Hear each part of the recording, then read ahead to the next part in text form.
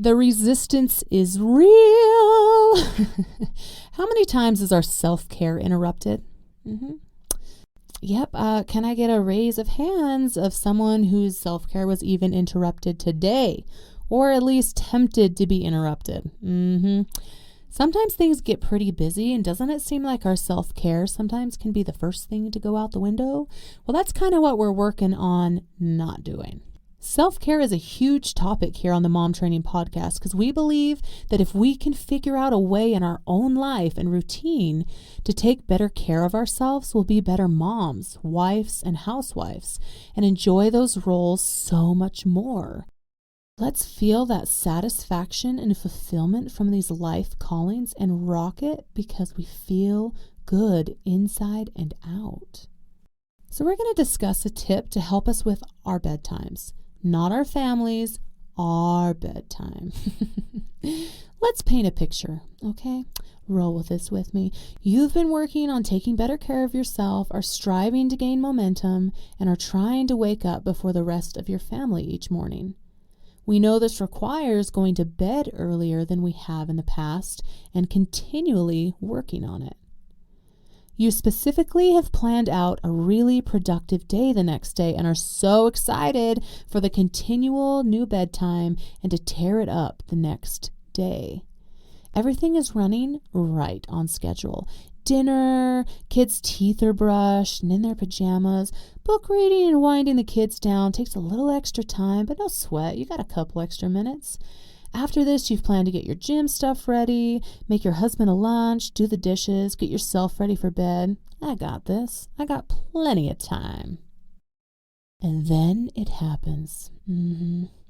A child spills water all over their bed, someone's teething, a friend calls with something they need you for, your husband wants to discuss an important topic, you find a hidden mess that needs assistance right now, whatever. You name the situation, it'll probably happen in your career as mom. So what do we do in those situations? Cry? Yes, sometimes we just might. I've had many nights where I've been so frustrated because I wanted to get to bed early and it's been interrupted. So the goal is to create ways to make it so if something does happen, we can adjust, take the time, and not let it affect our peace. So let's talk about one tip that can help the nights go smoother, the bedtime stay closer to our goal, and to keep to our routine as best as possible. So this bedtime tip is get the have-tos done early as possible, even on a good night, because you never know what may happen, especially with young kids. They could need something or want to snuggle longer, and those moments are the ones that we strive to be available for. Is it still irritating sometimes? Yeah. But remembering again that we have the power and choice to be proactive in our lives and do something about our circumstances, and that our family and being available in times of need is our goal, and to do it in peace. Because when we're interrupted often, it can really start to wear on us.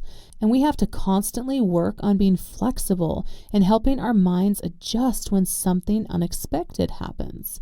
Because in reality, that's what motherhood is. Lots of adjustments and unknowns.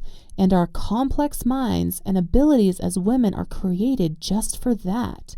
And the goal is to learn how to control what we can and let go of what we can't. It's something we constantly have to practice. So let's dive into our routine and where we can tighten up our evening responsibilities.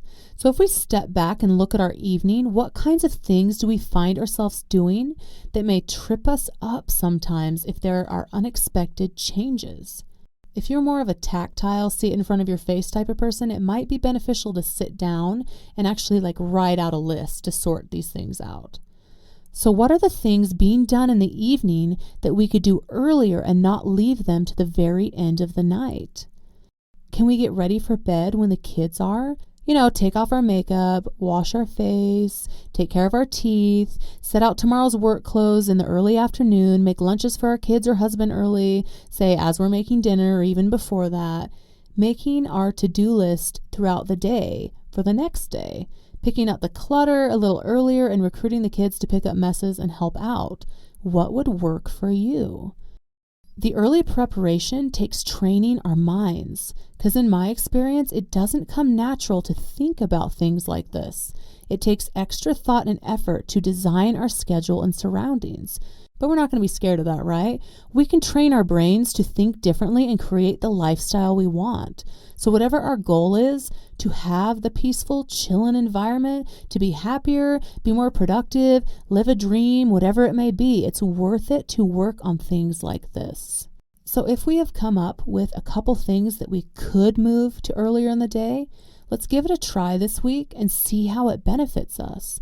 And if we see a positive result, then let's continue to work on protecting our bedtime and getting the rest we need so we can wake up the next morning and really go for it.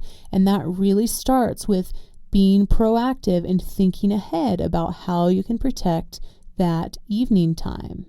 It's all about a daily practice. Don't get too frustrated as we're practicing. Give yourself a break, because your variables in your household are constantly changing and unpredictable. So don't lose hope. Just keep moving forward. Change isn't going to happen in a day. A habit isn't going to become a piece of you in a day, but it is the daily efforts and trying each day that's going to get us to our goal. One step at a time, ladies, one step at a time. Because our family is worth it, and we are worth it to do these things. Our self-care is worth it, our planning is worth it, and getting enough sleep is worth it. We can't control everything that's in our house, but we can work as diligently as possible to make it as efficient as possible. Because in reality, we're like boss moms. We run this thing, and we can get better and better every single day and enjoy it more every single day. Little by little, we can get to the place that we want to go. So let's make efficiency our best friend. And that's the best we can do as moms with handfuls of changes daily, to learn how to make our way of running our household efficient and rockin'. Let's not mess around with this. We're capable of learning our own household, what to do and how.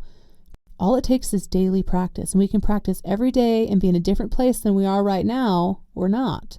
So let's choose to continue to practice. Thank you for listening today. If you haven't subscribed, please do so. And thank you for everyone telling other mamas. And we'll see you next week on the Mom Training Podcast. Thank you so much for tuning into the Mom Training Podcast. If you liked what you heard, I would so appreciate a rating and review from you on any platform you listen to this on. If you have any questions or podcast ideas, you can message me on my social media at Diana Ballard Live or shoot me an email on my website. See you next week.